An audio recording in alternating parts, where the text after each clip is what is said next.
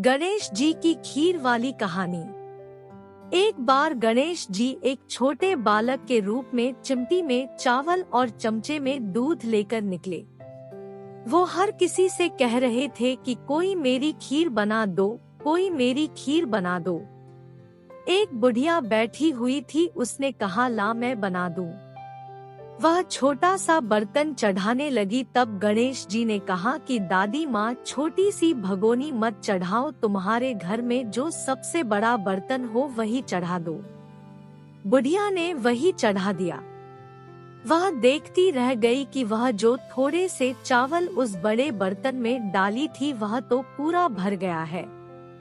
गणेश जी ने कहा दादी माँ मैं नहा कर आता हूँ। खीर तैयार हो गई तो बुढ़िया के पोते पोती खीर खाने के लिए रोने लगे। बुढ़िया ने कहा गणेश जी तेरे भोग लगना कहकर चूल्हे में थोड़ी सी खीर डाली और कटोरी भर भर कर बच्चों को दे दी। बुढ़िया की पड़ोसन ऊपर से देख रही थी तो बुढ़िया ने सोचा यह चुगली कर देगी, तो एक कटोरा भर कर उसे भी पकड़ा दिया।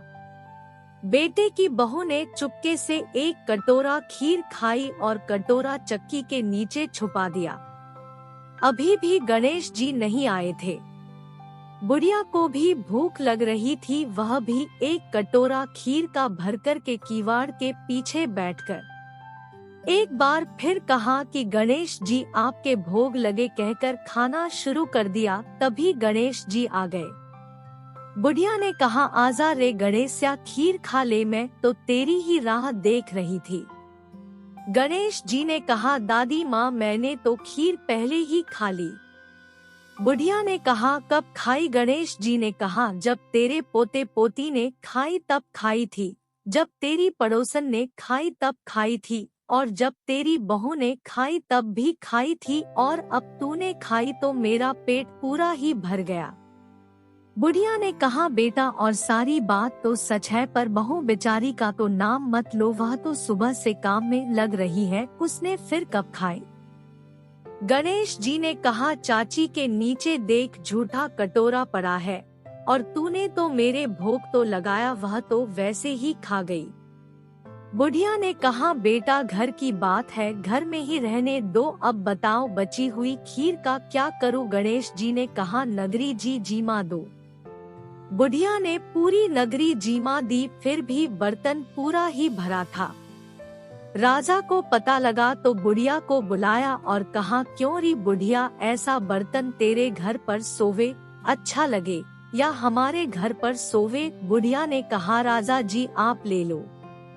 राजा जी ने खीर का बर्तन महल में मंगा लिया। लाते ही खीर में कीड़े मकोड़े बिच्छू कंछले हो गए और दुर्गंध आने लगी। यह देखकर राजा ने बुढ़िया से कहा बुढ़िया बर्तन वापस ले जा, जा तुझे हमने दिया। बुढ़िया ने कहा राजा जी आप देते तो पहले ही कभी दे देते, यह बर्तन तो मुझे मेरे गणेश जी ने दिया है। बुढ़िया ने बर्तन वापस लिया, लेते ही सुगंधित की हो गई। घर आकर बुढ़िया ने गणेश जी से कहा बची हुई खीर का क्या करें? गणेश जी ने कहा झोपड़ी के कोने में खड़ा खोदकर गाड़ दो, उसी जगह सुबह उठकर वापस खोदेगी तो धन के 2 चरे मिलेंगे। ऐसा कहकर गणेश जी अंतर्ध्यान हो गए। जाते समय झोपड़ी के लात मारते हुए गए तो झोपड़ी के स्थान पर महल हो गया। सुबह बहू ने फावड़ा लेकर पूरे घर को खोद दिया तो कुछ भी नहीं मिला। बहू ने कहा सासू जी थारो गणेश जी तो झूठो है।